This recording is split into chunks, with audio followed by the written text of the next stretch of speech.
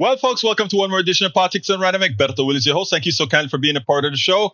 Welcome aboard, everybody. And in the house, we have Yvette Avery Herod calling in from our checking in from Puerto Rico. She says, afternoon PDR Posse, tuning in for a quick second from Puerto Rico. Hey, girl, let me tell you before you leave, I want to tell you a few things to do in Puerto Rico. Go to the fort in San Juan and get yourself some some fritura de bacalao. That is sort of a bread made with codfish and like a masa with flour and fried. It is to die for. And don't forget to get you your mofongo. And not only the mofongo, but get you all that plant. Look, you're going to be eating great, my dear friend. You're going to be eating like a queen out there in Puerto Rico. And don't forget to go up to the rainforest, go outside of San Juan, go up to the mountain, and there's a restaurant. I can't remember the name of the restaurant, but you just have to tell them the place where you can go ahead and get some good, I forgot what you call the roasted whole pig with the very crispy, the very crispy thing. What is it called? Oh, she's doing union work. You go, girl, but you got to take some time for yourself. You and your wife, you guys got to take some time. Oh, okay, I got you. We've been here since Sunday. You're not going to eat fried foods. You know what? My cholesterol is high. I got to stop as well. So, hey, but just telling you what the good stuff is. The mofongo isn't fried. It's mashed. But then it has a lot of fat, too. So, I don't know. Anyway, welcome aboard. Paul Fleming from Powder Springs, Georgia.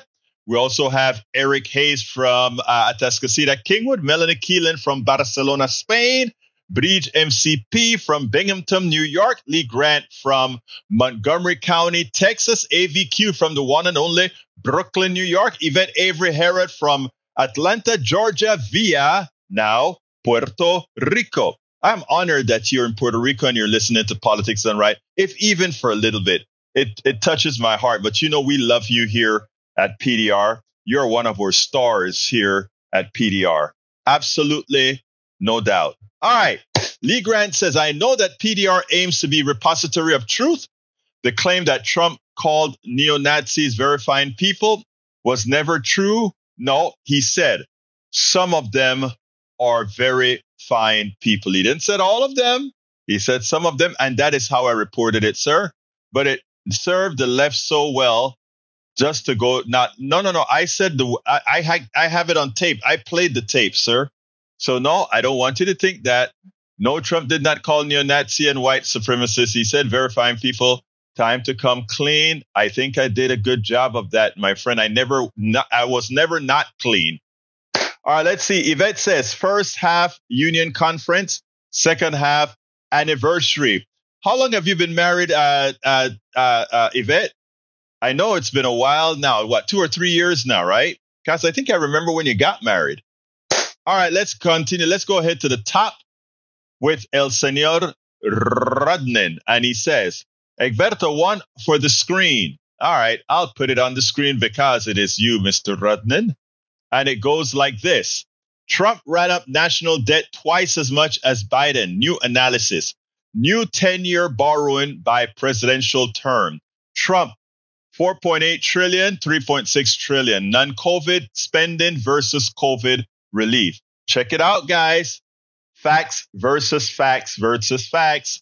State of play. For Trump, the biggest non-COVID drivers of higher public debt were his signature tax cuts enacted in 2017, causing a $1.9 trillion in additional borrowing, and bipartisan spending packages, which added $2.1 trillion. For Biden, major non-COVID factors included 2022-2023 spending bills, $1.4 trillion, student debt relief, $620 billion, and legislation to support healthcare veterans, $520 billion. And do remember that the student debt relief wasn't effected. Remember that. Biden deficits have also swelled according to CRFB analysis due to executive action that changed the way food stamp benefits are calculated, expanding Medicaid benefits, and other changes that total $548 billion. Between the lines, deficit politics may return to the forefront of U.S. policy debates next year. Much of Trump's tax law is set to expire at the end of 2025, and the CBO has estimated that fully extended it would increase deficits by $4.6 trillion over the next decade. But again, look at the facts, folks. Look at the facts. The person who blowed it, and here's the funny thing. They both spent more than they took in, right? But here's the difference. While Biden spent it on people, Trump gave it away to a bunch of rich folk. Biden spent it on everybody. Trump gave it away to rich people. All right, second item from Michael Rudden says, before that, let me jump down real quick. Not on screen. Oh, I didn't put it on screen. Sorry about that, girlfriend. All right, I have it on screen, and I'll leave it on the screen right now. Okay, I'll leave it on the screen since I messed up. Yvette, is it 17 years? Huh. So I guess, but there is 17 years. But again, it only became official after I guess so. Obama's law came into, okay. I stand corrected. All right, let's continue. Michael Radden says common dreams, toxic blend of Zionism, militarism, and right-wing spending take down Jamal Bowman. The merger of American and Israeli militarism is now more comprehensive than ever, which is why it is imperative to support those who show the courage to stand against bigotry and war crimes while defending universal human rights and international law. New York Congressman Jamal Bowman lost the primary election Tuesday because of unprecedented spending against him by powerful forces that insist Israel does no wrong. By last week, AIPAC had already devoted more than $14 million to defeat Bowman in retaliation for his outspoken support for human rights for all, including Palestinian people. Since last fall, most Democratic voters, especially young people, have recoiled and the ongoing slaughter of Palestinians in Gaza. But despite that magnitude of horrors inflicted on civilians, the vast bulk of the U.S. media and political establishment has remained on automatic pro-Israel pilot while often touting strong opponents of the mass murder as anti-Semitic. Although usually eager to defend Democratic incumbents facing strong primary challenges, this time the party's leadership offered winks and nods to Bowman's AIPAC-funded opponent, George Latimer. House Minority Leader Hakeem Jeffries went through only perfunctory motions of supporting Bowman.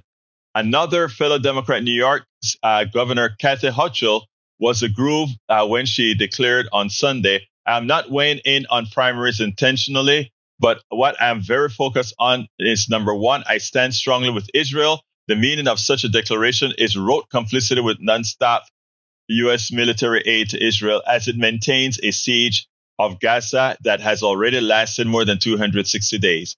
During that time, the UN High Commissioner for Human Rights said last week, more than 120,000 people in Gaza, overwhelmingly women and children, have been killed or injured as a result of the intensive offensive. Let me tell a message to progressives. I've got two messages to progressives after Jamal Bowman's loss. Number one, because of the tepid support from Hakeem Jeffries, because of the tepid support, and not support at all, because Governor Hochul sent a message when she said, I am staying neutral, but I wholeheartedly support Israel. Understand, please, what she is saying effectively. Effectively, she's saying, I am coming out in strong support of Latimer. There is no doubt about what she's saying there. That statement was, in fact, a support statement for Latimer. Let's make that 100% clear, and let's make it now and henceforth what I'm going to say. I think every single progressive now, when primaries come along, and I've been saying this for a while, but I'm saying it here with passion. When primaries come along going forward, it is imperative that we forget about this stuff about not primarying incumbents, okay? We must forget about that. We will primary incumbents, and we will do so without fear because they have drawn first blood. Let's remember that. They have drawn first blood. Let me politics. Bear with me 1 second as I make some changes here. to our system. I need to make some changes to our system. All right, let's close that down. So let's be clear about that, folks. The tepid support that he received should be an open door policy going forward for progressives to disregard anyone who says we shouldn't go up against those. So that is now officially the law of the land, beginning with the 2026 elections. Let's be very clear about that. I will be pushing that. But the second thing is this. That district had 700,000 or so voters. All right. Only 100,000 people voted. I think that's what the calculations were, about 100,000 people. We have to do better, progressives. We can't just blame this on AIPAC. We can beat money, but we have to give people a reason to want to go out there and vote. So yes, we lost this one, my brothers and sisters. We lost this one, but we got to keep the fight going. I want to also welcome, Lizard Queen. Good afternoon. She's from Houston. Thank you, Lizard Queen. Melanie Keelan from Barcelona, Spain is here as well. We also have in the house, legal 9 years ago. I thought it was less than 17. You scared me for a while, Yvette. You scared me for a while. I thought my mind was being fried even more than it is. Our E2247 is in the house. E2247, and we'll take care of Israel in a little bit. What else have we got here? I want to make sure and call out everyone. Maywood is calling in from Long Beach, California. And of course, Paul Fleming is here as well. All right. This morning we had a caller. And I do my rants in the morning. Billy Allison Irwin from Port of Houston. Welcome aboard, Billy Allison. I do my rants in the mornings at KPFT 90.1 FM. But I skipped the rant today to entertain a long civil conversation with a MAGA caller who was telling our audience why they needed to vote for Donald Trump. And what I want to do now, and it doesn't look like I have it queued up yet, but I'm in the process of getting it queued up. What I want to do for you guys is to play that, because it was a telling interview, or not an interview, but a caller. But what's more important is we got to have that conversation with MAGA where we got to refute all the misinformation. So what I want to do is go ahead and get that started now, and then we'll come back. And I hope some of you will call in and have some commentary about it. Here we go. Let's go to line number. Man, I haven't started with my rant yet, but it's only going to be a 10-minute rant or so. But anyway, let's go to Brian. Come on in, Brian. Hey, good morning. Good morning, sir. How are you doing today? I'm doing pretty good. I called in because of your caller, Ray. I mean, I really liked what he had to say. I thought he made a lot of great points, and it's refreshing to hear his point of view. I really do hope that people do go to the polls this year and think about not only foreign but also domestic, and that, like I think what Ray said, if they just take a step back and look at the two candidates and think, who is my life going to be better under? I think there's really no other clear choice than Donald Trump for the president of 2024, because, and I think it's just clear cut both ways. If you look at it foreignly or domestically, our lives were so much better under the last administration than this one. I know a lot of people get hung up on the Supreme Court taking out Roe v. Wade, which I am disgusted by. I thought that was just the worst thing to happen in the United States, especially in recent history, but in the longest time, because even though I may agree more with the right side of the aisle, I don't agree with everything they do. I don't think anybody should do that with either party. But the economy, just overall business in general, I mean, how many stores are closing every day? Inflation's on the rise, which I know Donald Trump did help with that too. He was printing a ton of money at the Fed also. So he's not entirely in that factor. But overall quality of life, and that this is looking at true, I mean, not true domestic issues. They're all domestic issues. But I do believe that he got no help from the media like Joe Biden does. So anything that any of the tiny things that did go wrong while he was president were just blown so out of proportion, and it skewed everybody's view. If you look at today, what's going on, not just abroad but also at home, we are so much worse off. And I think take the issues out of it. If you do like what your last call, not the last call, but what Ray said, if you just take a step back and you look at the two candidates who's up for the vote this year. One guy cannot say a complete sentence without falling over or having to sit down or mumbling his words or looking for a cue card, while the other guy does press conferences every single day, can talk not only in complete sentences, but make valid points all on his own without anybody's help. So I think really, if you just look at them as two human beings, who do you want in charge?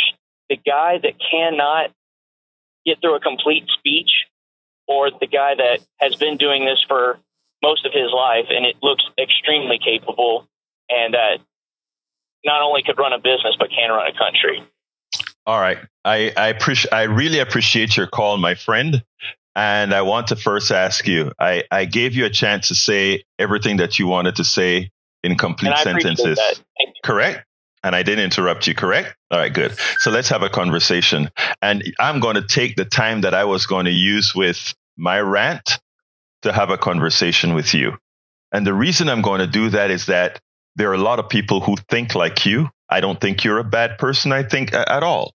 But I think it's important that we look at facts for what they are. And I'm going to start with where you ended, as far as being able to make a coherent statement. And it concerns me that someone that sounds as smart as you are, because you're eloquent in the way you expressed yourself, that you would actually say that Donald Trump can have can string a sentence together. Yesterday, we did an experiment. We wrote out one of the things that he said on stage, and honestly, it makes no sense what he said. We also went ahead and look at the topics that he covered, listen to his entire speech that he gave in a rant, listen to when he talks about things like water coming out of showers and all of that.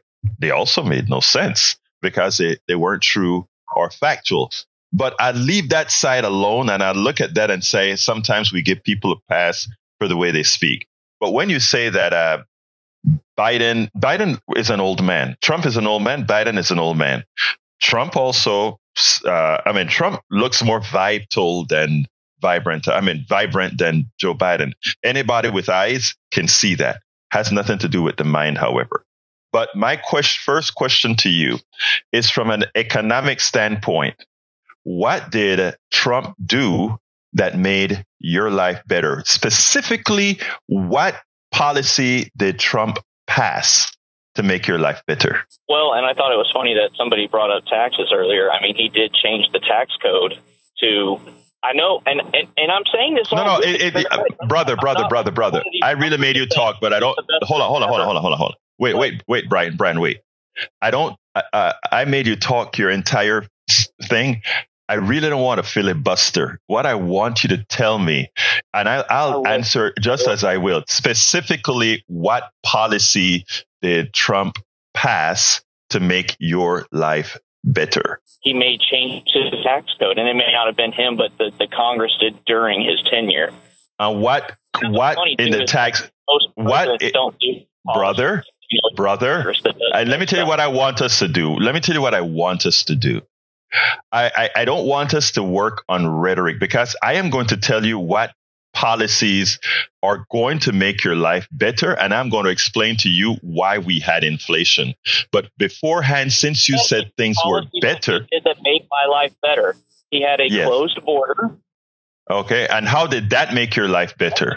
A closed border. I mean, how could it not make our lives better? You look at everything that's going on. I mean, we have over 10,000 people per day coming in. That's not only and economically. Okay, sir, stop. Again, I don't want to go into the rhetoric coming off of TV. You asked it how it. And here's a question, sir.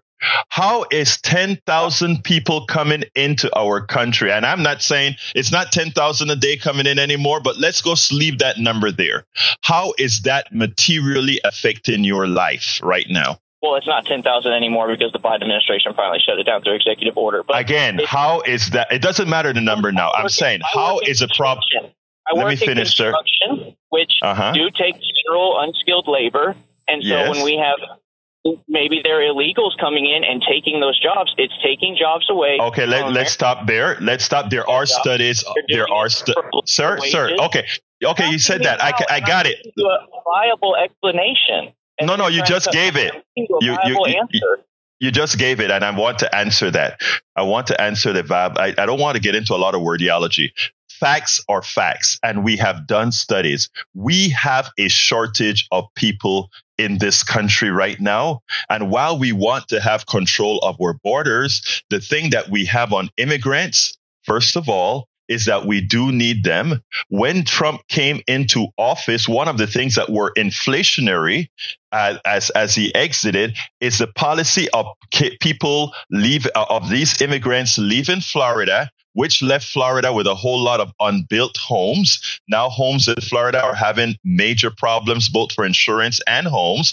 We also had the peaches in Georgia, because these are the states that were clamping down on immigrants. And that's why I said we have to work with facts here. The peaches were left on the ground in Georgia. We go to Arizona, they couldn't find enough workers to actually, and it wasn't that it was that people were now fearful because La Migra was coming to get them. So on the immigration issue, it's sad that it's all wrong. And I'm not blaming you for it. I'm blaming those who are misinforming you about it. So I want to go from the immigration issue. To the table on this topic? Say that again? I said, may I bring another point to this conversation? Of course you can. Yes, sir. Please do.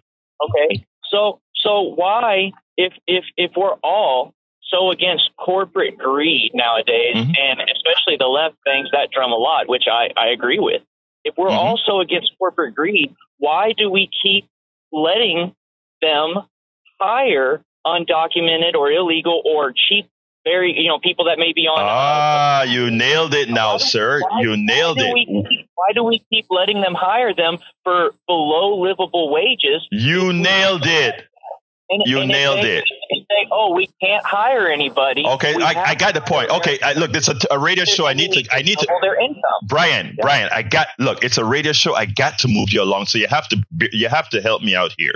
So here's the deal. You hit the nail on the head as far as the corporations want the illegal immigration. You nailed it. The corporations want the illegal immigration. But here is the kicker. We want policies that allow the necessary immigration, which is we do need a lot of people, but we want to legalize how it's done, because guess what?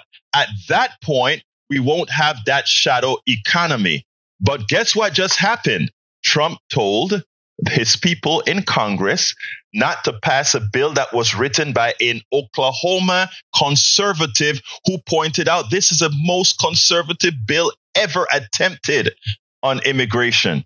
So what I'm saying is we have to separate facts from fiction. But let's leave the immigration away, because I think I've settled that story. Let's go to economics. What economically did Trump do that made your life better? Well, again, the president doesn't actually do that stuff. It's going to be the Fed. All right. Okay, stop. Okay, you gave an answer. It's going to be the Feds.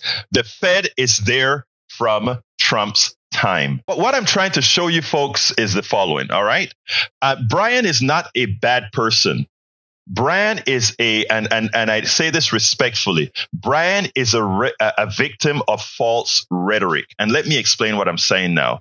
And listen to me, and I want you to listen with an objective mind, just like I listened to your entire 5 minutes of narrative on why you thought Trump should be elected and should choose Trump. Let's go with some facts now, okay?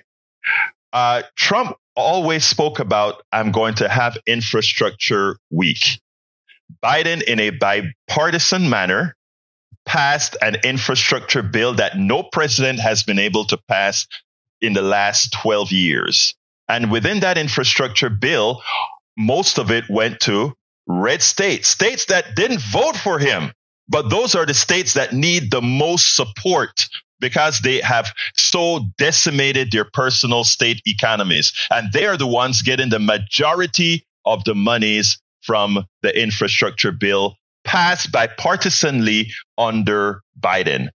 So that affects you materially, not rhetorically, materially. Number two, he passed the bill, the CHIPS bill. Our corporatocracy has moved all our jobs, or a lot of our jobs, overseas. In West Virginia, places that don't vote for Democrats. In Texas, places that don't always vote for Democrats. And all around the country, the CHIPS bill got passed, which are paying corporations. It's ridiculous. Socialized for corporations, paying corporations to bring their manufacturing back to the United States so that we don't have the supply chain problem we had during COVID. Did Biden create that supply chain problem? No. Conservative policies that wanted to keep government and regulations out of business allowed these unpatriotic companies to move their stuff overseas. And when there was a pandemic, and when there was a hurricane, and when there's any of these things, bringing the products in created shortages because they were delayed in coming in. So these guys took a big credit. They made a whole lot of money by not paying you, Brian. Don't blame the immigrants on that. They didn't pay you. It's the corporations who did it. And then they charged you when they couldn't get the products in time. And that's called inflation. That's not done by Biden. That's done by the corporatocracy under the auspices of supply side economics. Let's go a little bit further, my brother. When they came into power, and first of all, it wasn't Trump who gave the people a stimulus check during the Trump administration. We realized we had to inflate the economy because it was at a standstill because of all the crap the corporations did. All of this, folks, you can look it up. I'm not just speaking off the top of my head. You can look this stuff up. Now, the other thing that they did is, if you notice, when you went to buy gas during the pandemic and after the pandemic, there was never a time that you couldn't find gas. They made believe that the war in Ukraine caused your prices of gasoline to go up. That was one of the biggest lies that we allowed you to have that topic of inflation. The prices of gas should have never gone up. If you believe in a capitalism, supply and demand portion, it just shows you that it's a fraud because we always had a glut of oil. How do we know that? As a statement of fact, because Saudi Arabia took 2 million barrels of oil a day off the market under the auspices of several Texas corporations who urged them to do it to keep the prices up high. And what's that called? Inflation. Was that a Biden doing? No. What did Biden do? Biden says, I'm going to show you guys something. I'm going to open the petroleum reserve, throw some more oil on the market to bring the prices down artificially because you guys raised the prices artificially. Another statement of fact. Let's move a little bit further. You take a look at what the companies who sell eggs and wheat and all of these things said. They, in their independent meetings to their shareholders, said that inflation is a good thing for them. In other words, we are the ones who set prices. We will set the prices to make sure that you guys get $75 billion more in shareholder value and capital appreciation. That's not me saying, that's the executives of the companies. And you know how we know that's a statement of fact as well? If you take a look and you add the amount of inflation that we have in the market and then tie that to the excess profits of these companies, the increase in profits over what they've normally made, and Representative Katie Porter did it. you find out that, oh my God, inflation wasn't caused because of prices going up on the people who produce things. It went up because the shareholders got more money because they increased prices. If you then take a look at the guy that you like, Mr. Trump's word, he goes into a closed meeting and he said, you guys are going to like me because you're going to make more money. These guys are already making more money than they deserve or that they earned. He told them they would make more money. So, my brother Brian, the right answer, look, everybody has the vote that they want. You can choose and vote whomever you want to vote for. But if you want to vote on reality, if you want to vote on what actually happened, I suggest you continue to listen to our show objectively and not believe the crap that you hear in the right-wing media that packages lies in such a manner that it's believable. So I'm going to let you go here now. I gave you your time to speak, and that was my answer.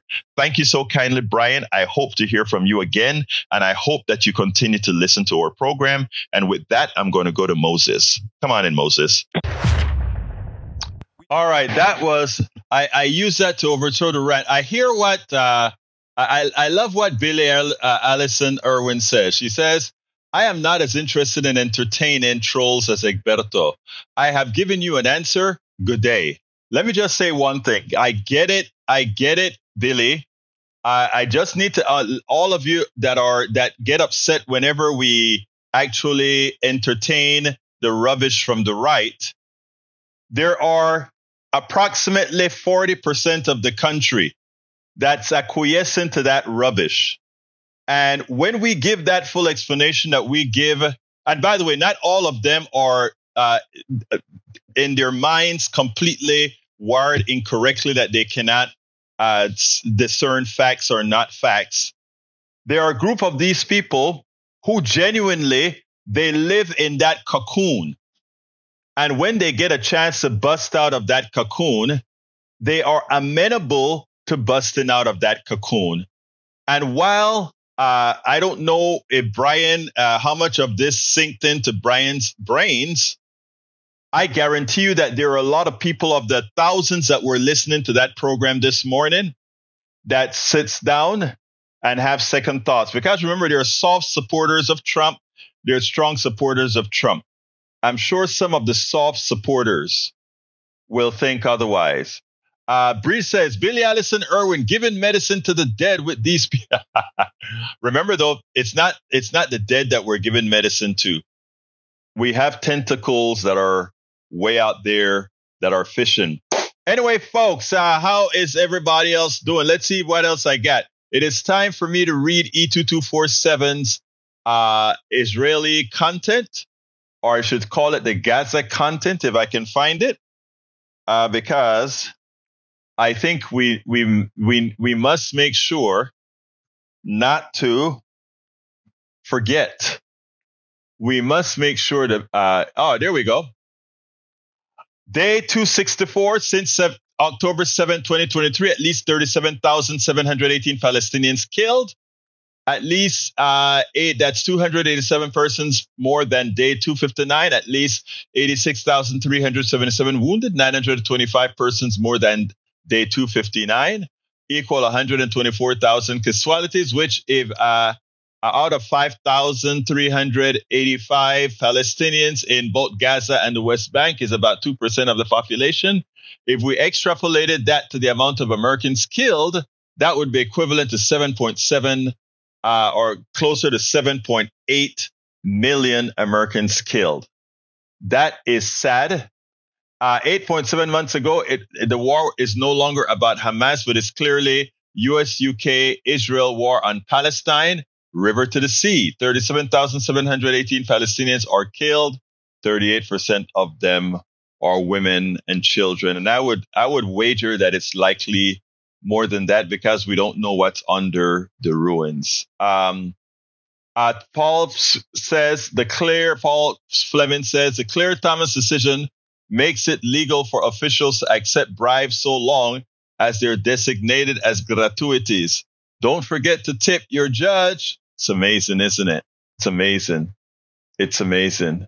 All right, continuing down. Let's continue scrolling to see what other new programs. Michael says, Center for Budget and Policy Priorities, the 2017 law's core provision tilt heavily to households with incomes at top of the distribution. White households in the highest earning 1%, receiving 23% of all the tax cuts. And by the way, you can go further. 60% of the people got next to nothing. 60% got 13% of the tax cut. 60% got 13% of the tax cuts. So those who thought Trump did this for us, no, sorry, he didn't. He talks a good game, but you all got screwed. And he will continue to screw you over and over again. Because you know what? This is what Trump said. These aren't my words. He said he loves stupid people. Not my words. Trump's word. Anybody who believes him. He said it. Not me. He said it. All right, let's see what else we got here. Bri says, Egberto, that caller is halfway there. Wish I knew his reply. Hopefully, he is still thinking and researching. Yep. You know, the reason I also entertained him more is when he said he actually showed a disagreement on a couple of issues with his president. The real sycophants disagree with virtually nothing. This guy here is what I think represented probably 30 to 40% of the MAGA base, which I've spoken to, and, you know, what can I say? Billy says, I bet you Brian will call at the 6 a.m. show. Okay, there are two Brians. There's a Brian that, you know, he kind of harasses me every day, but he also makes sure to tell people to go ahead and support politics done right. Even if you're on the right, even if you're MAGA, support politics done right. That's a Brian that calls almost every day. The Brian that called in this morning, was a new one. And when I got the message on the screen, Jack said, Egberto, this isn't the regular Brian. This is a new Brian. Said, okay, let's get to the new Brian. And I enjoyed that Brian gave me enough material for me to debunk a whole lot of stuff from the right. You know, these guys, the one thing they are is very consistent in their framing of the data. All right, Paul Fleming says the Biden administration announced the award of $85 million in housing funds to 21 state and local governments for new program aid aimed at helping them remove barriers to the development and preservation of more affordable housing. What they need to do is make it illegal for corporations to buy up a whole lot of private homes. That's where regulations come up, because they're distorting the market. They are distorting the market. No, listen, it was a different Brian. All right, let's see what else we got here. The other subject that I want to touch on is Kinzinger. Let me put that up on the screen. Guess who endorsed Biden today? Adam Kinzinger, who is one of the most conservative Republicans out there, on the order of, what's her name? The former vice president of the United States. Come on, help me out here, guys. Help me out. I forgot her name already. What's her name? Anyway, the former vice president that served on the same committee with him. Well, he decided to endorse Biden. So let me read the little piece here at Adam Kinzinger, or maybe I should play it. I think I can play it. Let's see if we can play it without too much trouble. Let me make sure that it's set up correctly. I think it is. Let me go to that screen and set it up. I can actually play what he had to say, because I thought, I think it'll play. Let's go ahead and do it. Know that he will always protect the very thing that makes America the best country in the world, our democracy. President Biden quickly responded to the endorsement this morning, thanking Kinzinger and saying this is what putting your country before your party looks like. Joining us right now is former Congressman Adam Kinzinger. It's good to see you again. Why announce today? I mean, it just feels right. Look, we're getting ready to really hit the heat of the general election. I think it's really important for people to understand, particularly the 20% of, let's just call them the 20% of Haley voters, for them to understand that this is a stark choice. This isn't just, who do I agree with more on certain issues? I actually don't even really know where Donald Trump stands on many issues. But this is about, does democracy survive the way we love it, or does it not? Do we continue to change these standards? I lived through January 6th. I didn't watch it on TV. I was there, and I have a 2.5-year-old kid that I do not want raised in a country where things like that are okay to happen. So for me, it's just, we've got to put decency above maybe political differences, and it's just the right thing to do. Over our many conversations since you left Congress, it is. You made no secret of your disagreement and distaste for Donald Trump, what he stands for and what he's done. But did you wrestle with this decision? What did you wrestle with most in making this choice? I mean, I guess I wrestled to the extent of endorsing a Democrat as a Republican is a big deal. But to me, it wasn't much of I didn't have to look in the mirror and look into my soul or anything like that. I have spent the last few years on a committee, the last couple of years in Congress, looking at the direct link between Donald Trump and what happened on that terrible day. And I hear the acidity, the acrimony that comes out of, many people who are supporting Donald Trump and some of the people around Donald Trump, because he's created a culture of just anger and division. And for me, it wasn't a hard thing to say, look, I really put a lot on the line when I decided to go on the January 6th committee. I'll do it at this because this is truly the most important election of my lifetime. And I want, like I said, my kid Christian to be raised in a country where decency in the greatest office in the land is still something that people look up on, and not have a president that continues to punch down because he's such a whiny, weak victim that he's scared to death of anybody that says anything mean about him like Donald Trump does. Did you hear that? Because he's not a weak, whiny victim that is scared. How else can you get, what better definition of Donald Trump than what Kinzinger just said there? I find it refreshing that we actually have a brave Republican that is willing to tell the truth, right? Is willing to tell the truth. So anyway, folks, I don't have much more. Give me a call. 281-823-7747 if you're so inclined. Again, give me a call at 281-823-7747 if you are so inclined. I would love to hear from some of you right now to keep the conversation going. So no. I mean, let's go to Ray.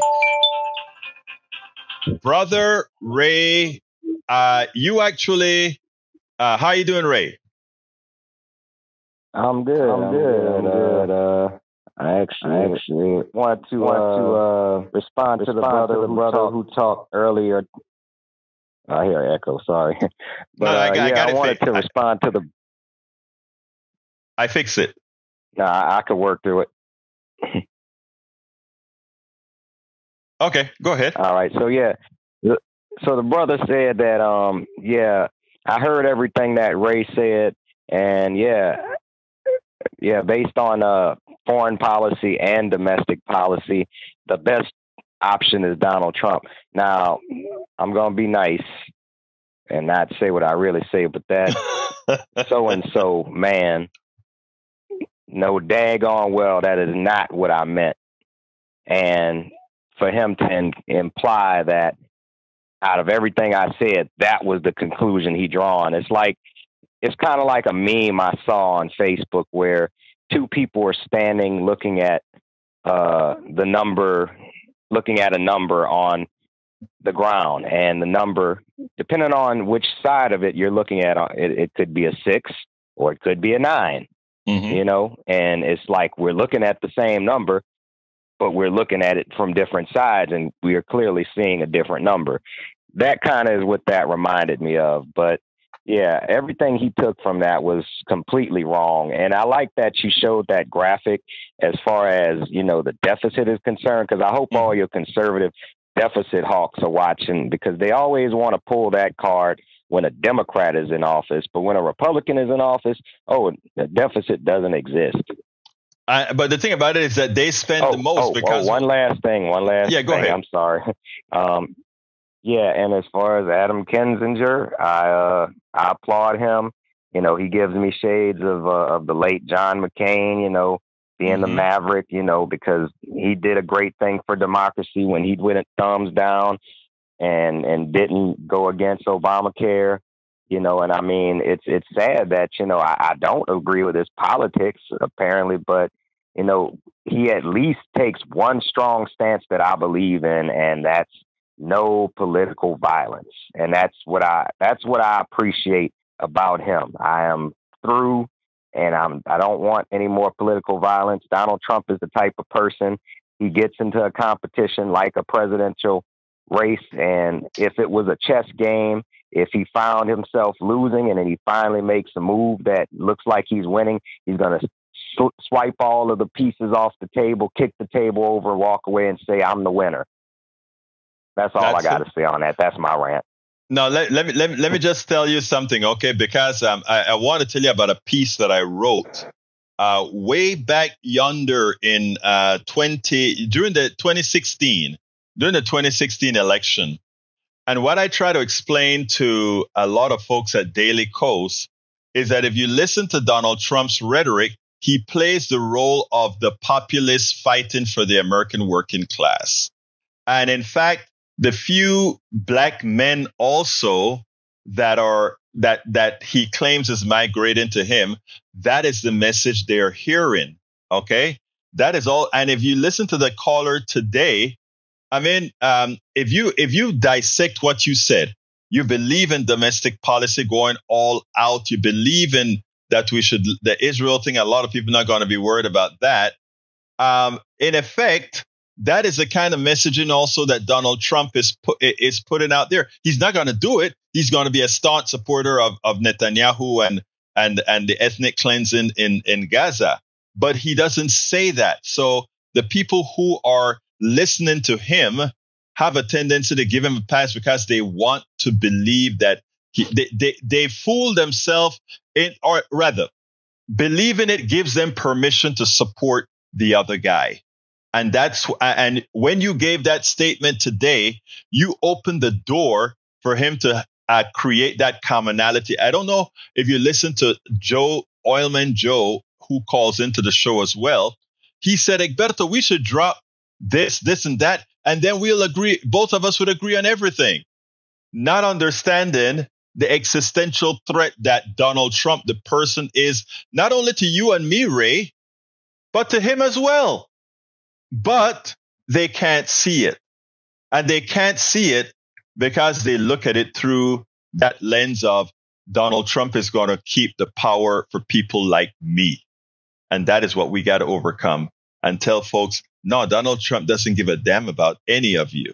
But anyway, anything else before we close from you, Brother Ray? Yeah, well, one of my favorite comics, Ron White, said something, and I want to just, exclaim that effect. I appreciate you, humoring these people. Keep on sending your money, because one thing I will give conservatives is they put their money where their mouth is. So if you want to troll, but you want to keep on sending money, that's fine. And another thing, as far as I'm concerned, they stuck on stupid. And Ron White said, you can't fix stupid. But I appreciate you trying, Egberto. Thank you, my brother. Ray, that was Ray Brackens, our brother from another mother here in 3rd Ward, Texas. 3rd Ward, Houston in Texas. Okay, anybody else want to call in before we start to do my ask and then shut this baby down? Go ahead and give me a call. 281-823-7747. I'll do it one more time. 281-823-7747. I'd love to hear from a lady come on. I know we have ladies that, it's the same thing I did this morning. This morning, a whole bunch of guys called, like 7, 8 guys called, right? And then I said, where are my sisters? And then 2 women called in. And it was like, thank you so kindly. I wanted to hear the woman's point of view. We can't, men don't have a problem calling in and saying, this is what I think. This is what I believe. But women, the ones who really run the world, have a tendency not to do as much. So any woman want to call me, 281-823-7747. Again, that number is 281-823-7747. Billy, you hate talking on the radio? Call in. That's not acceptable. You will have fun talking to me on the radio. Let's make this your first call. 281-823-7747. We're waiting on you, Billy. We are waiting on you, Billy. But while we wait on you, I want to ask you guys to support the program. And today I'm just going to put one ask in there. One ask in there.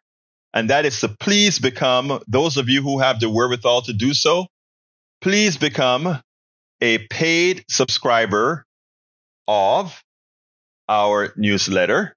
And you can do that at politicsdoneright.com/newsletter. Again, that is politicsdoneright.com/newsletter. So, and that's the only ask I'm going to have for today. I've got 4 more minutes left to see if anybody will call like Ray did. If we'll get a lady to call in, 281-823-7747 for the gender that really runs the world. One more time, 281-823-7747 and support the program. There we go. Our sister, my sister from another mother, Bridge MCP. How you doing, Bridge? How you doing? I had a call because Billy wouldn't. Oh, Billy! You don't like our. Yeah, I don't like my radio voice either. And I wanted to remind everybody on the left and right, especially the left, that Trump didn't start the fire. It wasn't him that started this fire. It's always been slithering under the rocks. Always. And he just allowed it. Like, come out wherever you are. You could be a racist now in public. You can do this in public now. I am. You can. And that's how the fire started. And I thought about, because Eric, whatever, idiot, sorry, name calling. He said something about there was no things going on till 2020 or something. I don't know what he said. And I was like, no, Trump has done to us, like Wanda Sykes had said, we all went gray with him in office. We were all going nuts with him in office. It built up because he left the crazies out. He built up us to the point of rage. Like, what the hell is going on in our country? How could you allow this? They were all very nice people on both sides. Really? Are you serious? So my point is that he did this to us. He separated us. We might have a separate, like, remember 9/11? How we all came together? Mm-hmm. I mean, we were never like this. And then he came along and allowed bigotry and racism, because he is a bigot and a racist. He's been that all his life. We in New York grew up with him. We know him. Like De Niro said, we know him. And so he didn't start the fire, so we can't get blamed for that. But he is blamed on allowing it to persist and not putting it out, like he didn't with the riots. He just sat there eating popcorn or Big Macs or whatever the hell he does, and just watched it happen while they begged and begged and begged.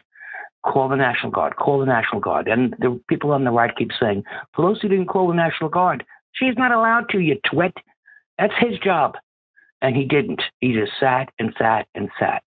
So my point is that he didn't start the fire, but he allowed it to burn, and it's still burning now. And that's why he does all these ridiculous rallies with words that no one is understanding. What the hell is he saying? What? Shark in a battery and a soap and you're lathering your hair because you like it dry. What policy do you have? Do you have any policies? You had 4 years to close the border. You didn't. You had 4 years to do this. You didn't. You had 4 years to do this, and you didn't. You did nothing but go golf and have rallies. What president who's a president has rallies?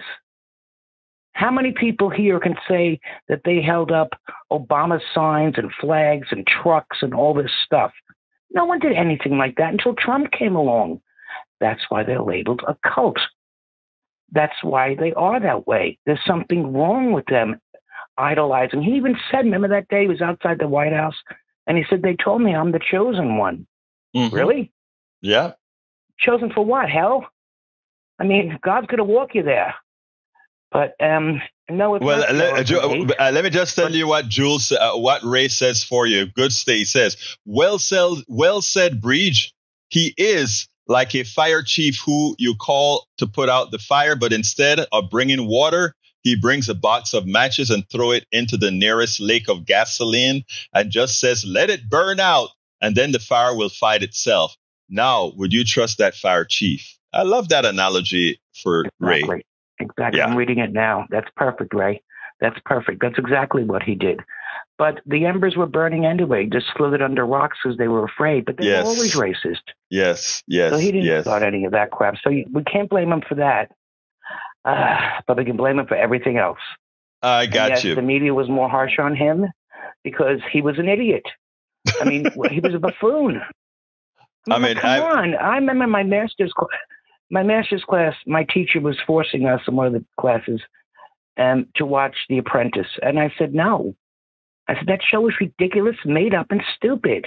Yeah. And she said, if you don't watch that class, you're not going to pass. I said, I'm going to the dean. I'm not watching that idiot. He wasn't president yet. I said, he's only doing that because he needs money. He's bankrupt. Mm-hmm. He's a good businessman. My God. Anyway, over. Now, let's just go ahead and welcome Patrick Lavelle, Truth Bombs the Con, chosen for telling lies, repeating, denying, switching the blame, and implicate. Very good, Patrick Lavelle. Hey, Patrick, I still need to get in touch with those two great guys you had on your program.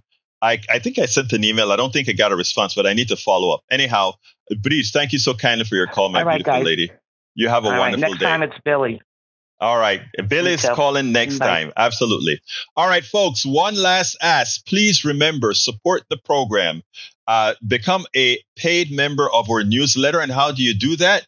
You go to politicsdoneright.com/newsletter. politicsdoneright.com/newsletter. I got to get out of here. My name is Egberto Willies. This is Politics Done Right. And you guys know how I end this, baby. I am what? Out. We spend a lot of time deconstructing the news, trying to parse it into a form that everybody can understand. We try to find those little nitpicks where it flies above the fray, etc. If you really like these videos that we do, I want to ask a big favor. Please go ahead. Number one, subscribe to our channel. And number two, please join if you can. Thank you so kindly for watching. Keep watching. Please remember to share. We must populate the entire internet with our progressive message, a message that we know is what most Americans say that they want. So help us, please join.